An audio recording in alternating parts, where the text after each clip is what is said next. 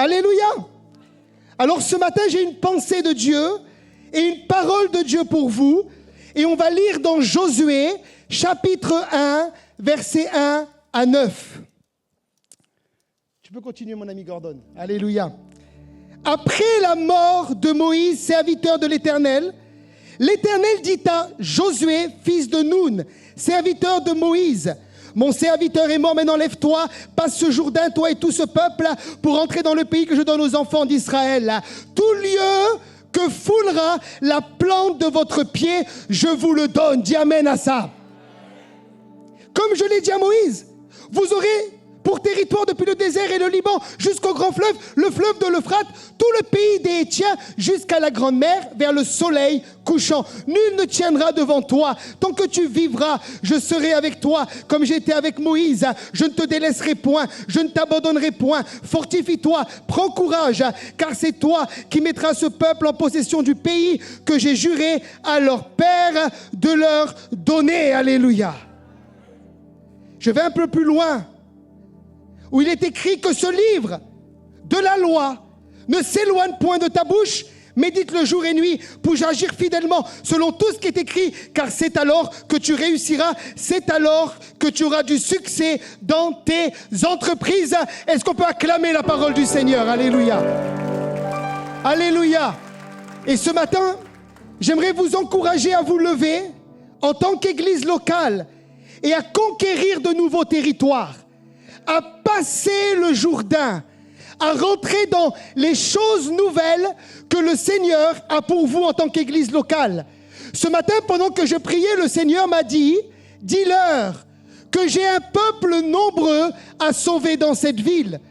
Dis-leur que je les appelle à se lever, à croire, à passer le Jourdain et à aller chercher toutes ces personnes qui sont en dehors pour les faire rentrer dans le royaume de Dieu. Dis amen à ça. Ça, c'est l'appel de cette église. Conquérir de nouveaux territoires. Et dans l'histoire qu'on a lue de Josué, il y a là 3 clés que Dieu donne à cet homme. Il prend le leadership derrière un homme qui s'appelle Moïse. Ce n'est pas simple. Il a été formé dans le secret avec lui. Et là, Dieu va le qualifier dans le secret. Mais vient le temps du ministère public. Et Dieu va lui donner 3 clés ce matin. Quelqu'un dit 3 clés avec moi. La première des clés, on l'a lu au verset 9, c'est le fait de ne pas vivre dans la peur et dans la crainte. Et il y a ce matin, me dit le Seigneur, des personnes ici, Shakeribobosaka. Vous avez vécu dans la peur de l'échec. Vous avez échoué dans des entreprises, dans des domaines de votre vie. J'entends dans le domaine du mariage, avec des gens qui ont peut-être divorcé. Et le Seigneur aimerait vous libérer ce matin de l'esprit de peur. Quelqu'un y amène à ça? Parce que la peur est quelque chose qui va t'empêcher de franchir le Jourdain. Je t'ai donné cet ordre, ne t'effraie point, dira Dieu à Josué. Et ça, c'est écrit 366 fois dans la parole de Dieu. Ça veut dire que tous les jours de l'année, même pour les années bissextiles, tu peux vivre non pas dans la crainte, mais dans la foi. Alléluia. La Bible déclare que la peur est un obstacle à la conquête. Par exemple, dans la parabole des talents, vous la connaissez, dans Matthieu 25, la Bible dit que Jésus vient et il revient, on l'a entendu ce matin, et il va dire à un homme qui avait reçu des talents, « Qu'as-tu fait des talents que je t'ai donnés ?» Et la Bible déclare que cet homme va lui dire, « J'ai eu peur et je suis allé cacher ton talent. » Et ça, c'est la vie de beaucoup de personnes qui ont reçu de la part du Seigneur pour développer, pour conquérir, pour franchir le Jourdain. Mais à cause de la peur, ils ont enterré le potentiel de Dieu dans leur vie. Combien d'églises ont enterré les potentiels? Combien de gens enterrent également les finances? Parce que les talents à l'époque, c'était une pièce de monnaie. Ils enterrent ce que Dieu leur a donné parce qu'ils ont peur de manquer, parce qu'ils ont peur de se lever et de conquérir le pays que le Seigneur nous donne, le pays où coule le lait et le miel. Donne-moi un bon amen ce matin. Et la peur est un obstacle. Par exemple, quand vous prenez l'histoire de la conquête, vous savez que la conquête se déroule en 2 phases. Vers 1400, c'est Josué. Vers 1380, c'est le livre des juges. Et lorsque Dieu va appeler les juges et notamment Gédéon à se lever pour conquérir ce que Josué n'a pas encore conquis, il dira, publie ceci aux oreilles du peuple, que ceux qui sont craintifs ne viennent pas pour conquérir avec toi. Et la Bible déclare qu'ils étaient 32 000.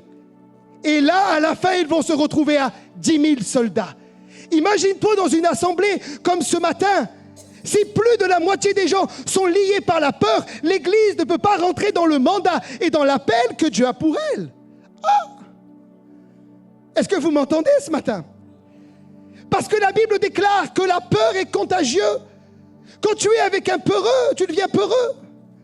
Voilà pourquoi Dieu doit enlever la peur dans l'Église.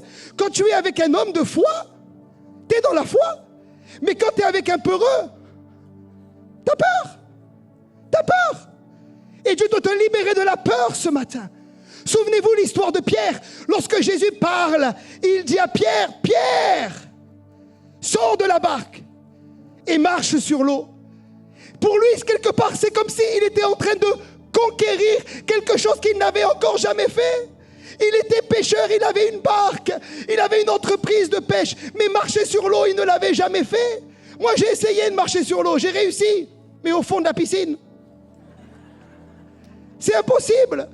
C'est comme une conquête, ça te demande quelque chose de nouveau. Et alors que la Bible dit que Pierre vient, il marche sur la parole de Dieu. Il met un pied sur le V, sur le I, sur le E, et sur le N, et sur le S. Pas sur le T, je connais mon orthographe. Mon orthographe dit amen à ça. Et alors qu'il marche, la Bible dit que tout d'un coup, au verset 30, voyant le vent, il eut peur. Et il commença à s'enfoncer. Alors qu'il regardait au maître, alors qu'il regardait à Jésus, la Bible déclare dans Hébreux 12:2, ayant les regards sur Jésus, le chef et le consommateur de la foi. Il y a une traduction qui dit celui qui amène la foi à la perfection. Alors que tu regardes à lui pour tes finances, alors que tu es célibataire, tu regardes à lui pour ton mariage, alors que tu es stérile et que tu regardes à lui pour avoir un enfant, alors tu es dans la foi. Et même si tu ne vois pas, la foi est une démonstration des choses qu'on ne voit pas. Tu démontres par ton comportement, tu démontres par ta louange que tu crois que tu l'as déjà obtenu et tu le verras s'accomplir. Dis amen à ça. Mais lui, il est en train de couler. Il est en train de couler. Et la peur te fait couler. La peur t'empêche de marcher sur l'eau. La peur empêche tellement de gens de commencer une entreprise, de démarrer un business, de témoigner, d'évangéliser, de se lever, d'abattre des géants, d'abattre des Goliaths. Est-ce que quelqu'un m'entend ce matin? Est-ce que je prêche pour quelqu'un ce matin? Si je prêche pour quelqu'un, donne-moi un amen ce matin. Donne-moi un amen comme dans le sud de la France. Donne-moi un amen comme dans le sud de la France. Oh! Dans mon église, j'ai des Africains, quand je prêche comme ça, ils se lèvent et ils disent « Ah, prêche, pasteur! Alléluia! » Alors là, je prêche encore plus long. Alléluia. Alléluia. Deuxièmement,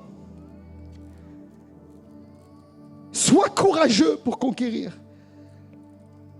Dans le verset, dans Josué chapitre 1, le verset 6, 7 et 9, je ne vais pas les relire, mais on l'a lu ensemble. Il est dit, fortifie-toi 3 fois et prends courage. Fortifie-toi et prends courage. Fortifie-toi et prends courage. Ça veut dire que si tu n'es pas quelqu'un de courageux, si tu es quelqu'un de découragé, constamment d'opprimé, déprimé, comprimé, supprimé,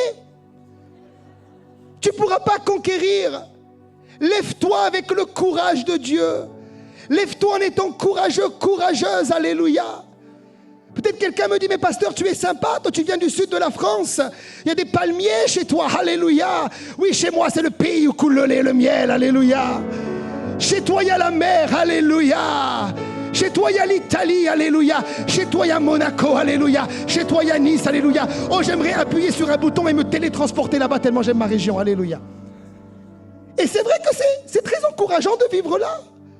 C'est très encourageant de voir la mer, de voir le soleil se lever tous les matins et pas la neige, alléluia.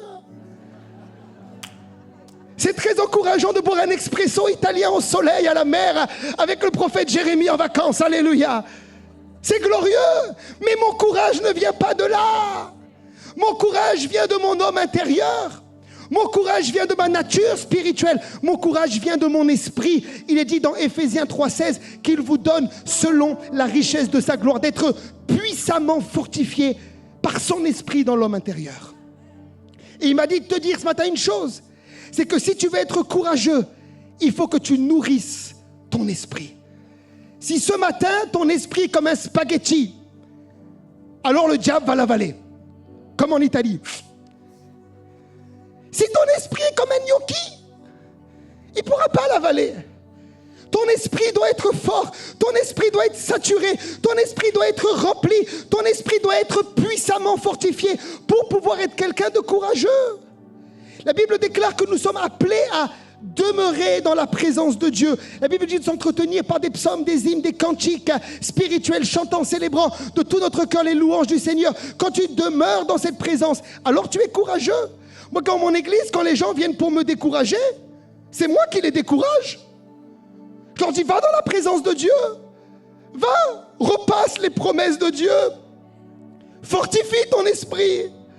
Sois en connexion avec ce Dieu qui te rend fort dans l'homme intérieur. Et tu vas être rempli de courage. Parce que des combats, des luttes, on en a tous. Mais on est appelé à faire de la musculation intérieure. Quand tu es musclé à l'intérieur, tu n'es pas découragé. Quelqu'un dit amen à ça. Quand tu es musclé à l'intérieur, tu es en haut et tu n'es pas en bas. La Bible déclare qu'il nous a ressuscités. Il nous a fait asseoir dans les lieux célestes avec Jésus. Je ne suis pas une poule, je suis un aigle. Je suis en haut. Et quand je suis en bas, je ne veux pas rester en bas plus de 30 secondes. Je veux m'édifier, je veux remplir mon homme intérieur et je veux rester dans les hauteurs. Est-ce que quelqu'un m'entend ce matin? Comment je fais personnellement? Ce matin, je chuchote en langue toute la journée. Les gens pensent que je suis fou. Non, je ne suis pas fou. Je chuchote en langue. Parce que la Bible déclare, dans 1 Corinthiens 14, verset 4, que celui qui parle en langue, il s'édifie lui-même. Le mot grec là, c'est oikodomeo. Il bâtit sa maison, il érige son immeuble, il remet en état sa vie spirituelle. Tu parles en langue. Et qu'est-ce qui se passe? Tu es toujours en haut. Tu es toujours en haut. Tu peux même chuchoter en langue. Ça, je l'ai appris. Sous ma douche, je chuchote en langue. À la musculation, je chuchote en langue. Dans ma voiture, qu'est-ce qui se passe? Je veux être constamment courageux. Je veux être fort à l'intérieur, saturé. Quand Dieu me demande de relever un nouveau défi, de conquérir, de passer le Jourdain, Seigneur, je suis prêt. Alléluia. Mais si là-dedans, je suis pauvre, je vais être découragé. Mais le pire, c'est que les gens découragés croient que tout le monde est découragé, mais c'est faux. Il n'y a que toi qui es découragé ce matin. Il faut que tu te lèves et que tu muscles ton homme intérieur, ton esprit, ta nature spirituelle, ta maison. Tu es le temple, 1 Corinthiens 6 du Saint-Esprit. Et tu vas voir que tu vas vivre dans le courage. Je travaille avec mon papa qui est pasteur, qui a 74 ans. Il est courageux, mais j'ai jamais vu ça de ma vie. Jamais. Il va dans les prisons toute la journée. Il entend toute la journée des histoires de meurtres, de viols, d'homicides, de tous les péchés qu'on entend du monde entier. Il sort de là, il fait encore des visites à l'hôpital. Et il m'envoie un texto, il me dit, c'est moi qui prêche ce soir? Je lui dis, laisse la place aux jeunes, alléluia. J'ai vu, il a prêché ce matin, j'ai regardé notre live. J'étais pas là, il était déchaîné, alléluia. Il est en feu. Mais si tu le vois, il est constamment en train de chercher à nourrir son esprit. Un jour, j'ai dit à mon père, papa, tu parles plus au Saint-Esprit qu'à moi. Ah! Mais il est toujours en haut, jamais en bas. La Bible déclare dans Deutéronome 28, tu seras en haut et non en bas. Tu seras la tête et non la queue. C'est possible. Quelqu'un pousse un cri de joie. C'est possible. C'est possible. C'est possible. Être en haut. Être libéré de la peur. 1. Être courageux. 2. Et troisièmement, changer son langage spirituel. On l'a lu dans Josué 1, verset 8, que ce livre de la loi ne s'éloigne point de ta bouche. Médite-le jour et nuit pour agir fidèlement, etc. Mais premièrement, qu'il ne s'éloigne point de ta bouche. Tu ne pourras jamais conquérir plus que ce que tu déclares. Jamais. Jamais. Jamais aller plus loin que ce que tu dis avec ta bouche. Jamais aller plus loin que ton langage. Qu'est-ce qu'il y a dans ta bouche ce matin? Qu'est-ce qu'il y a dans ta bouche ce matin? Est-ce qu'il y a le langage de la conquête? Ou est-ce qu'il y a le langage du pessimisme? Langage négatif? La Bible déclare que ce que nous devons retrouver dans notre bouche, c'est la parole de Dieu. Dans Apocalypse 1,16, la Bible dit que Jésus est glorifié. Écoutez bien, c'est plus le petit Jésus de la crèche. C'est le Jésus glorifié, assis à la droite de Dieu qui intercède pour nous. Et lorsque Jean le voit, il dit, il a une épée aiguë à double tranchant dans sa bouche. Et l'auteur de l'épître aux Hébreux, dans Hébreux 4,16, dira que également, la parole de Dieu est comme une épée. Si Jésus a une épée dans sa bouche, peuple de Dieu à plénitude, qu'est-ce que tu as dans ta bouche ce matin? Est-ce que tu as les promesses de Dieu? Est-ce que tu as la parole de Dieu? Est-ce que tu dis les choses que Dieu dit? Ou est-ce que tu parles de manière négative sur toi, sur ta vie, sur ta femme, sur tes enfants, sur ton pasteur, sur les épouses du pasteur? Vous savez, les gens qui critiquent les pasteurs, ce ne sont pas des gens courageux. Parce qu'un pasteur, il n'a pas le droit de se défendre. Il n'a pas le droit de se défendre. Sinon, on va dire que c'est un mauvais pasteur. Mais qu'est-ce que tu dis ce matin? Qu'est-ce que tu dis ce matin? Le plafond de ta vie, c'est tes paroles. Je me souviens de cet homme que mon père a visité. Il était lié par l'alcoolisme. Et il lui a imposé les mains, il a été délivré de l'alcool. Mais cet homme est également lié par le tabac. Et mon père lui a dit, le même Dieu qui t'a libéré de l'alcool peut te libérer du tabac. Il a dit, je ne veux pas le tabac. Pasteur, je mourrai avec le tabac. Mon père est parti. La nuit est passée. Et au petit matin, cet homme est décédé. Et on a appelé mon père. Pendant qu'il fumait une cigarette, la cigarette s'est consumée. Il s'est endormi, la maison a été brûlée, il est mort. La Bible déclare que la vie et la mort sont au pouvoir de la langue. Il a obtenu ce qu'il confessait. Est-ce que tu sais que tu obtiens ce que tu confesses? Tu manges le fruit de tes déclarations. Voilà pourquoi tu dois mettre une garde, dit la Bible, à ta bouche. Et dans le texte qu'on a lu, ceux qui vont conquérir sont des gens qui parlaient le langage de la foi. Quelqu'un dit amen à ça. Par exemple, dans Nombre 13, versets 27 à 28, lorsque Moïse envoie les 12 espions, 10 vont dire, voici ce qu'ils racontèrent à Moïse. Nous sommes allés dans le pays où tu nous as envoyés. À la vérité, c'est un pays où coule le lait et le miel. Vous voyez, ils disent que c'est vrai. Ce que Abraham disait déjà est vrai. Ce que Moïse a promis est vrai. Ce que Dieu dit est vrai. Dis amen à ça. Mais il y a un mais. Mais le peuple qui habite ce pays est puissant. Les villes sont fortifiées, très grandes. Nous y avons vu des enfants d'Anak. Verset 33. Nous y avons vu les géants, enfants d'Anak, de la race des géants. Nous étions à nos yeux et aux leurs comme des sauterelles. Ils se voient petits. Et alors qu'ils sont là, ils découragent le peuple. Ne montons pas. Il n'y a rien de bon pour nous. La première ville dans Josué 6, c'est Jéricho. Ne montons pas, la ville est fortifiée. N'entrons pas, il y a des géants. N'allons pas dans ce pays. Mais j'aime les gens comme Josué et Caleb au verset 30. La Bible dit qu'ils vont faire taire le peuple. Gloire à Dieu dans la maison de Dieu. Pour ceux qui font taire les gens des fois. Alléluia. Alléluia. Un jour, quelqu'un m'a voulu me critiquer dans l'église. Et quelqu'un s'est levé et lui a dit, tu te tais. Ici, on ne critique pas le pasteur Stéphane. Alléluia. Ah, tu devrais dire amen à ça. Ça s'appelle la loyauté. Mais quand des gens te disent le projet ne marchera pas, la vision n'est pas bonne, le culte est trop long, pasteur. Oh, je change d'église. Alléluia. Tu les fais taire. Tu lui dis, tais-toi. Verset 30, montons, emparons-nous du pays. Nous y serons vainqueurs. Dis amen à ça. Et dans cette histoire, tous ceux qui ont râlé sont morts avec le peuple dans le désert. Mais les deux qui sont passés par le Jourdain, qui ont conquéri le pays, c'était Josué et Caleb. Dans quel camp tu es? Vous savez, moi en tant que pasteur, je m'entoure que de leaders qui parlent le langage de la foi. Je suis comme Jésus. Jésus, lorsqu'il va ressusciter la fille de Jairus, il va prendre avec lui Pierre, Jacques et Jean. Tu penses qu'il va ressusciter une enfant qui est morte avec Judas? Oh! Tu penses qu'il va ressusciter avec quelqu'un comme Thomas, qui a besoin de voir les marques dans les mains de Jésus pour croire? Non.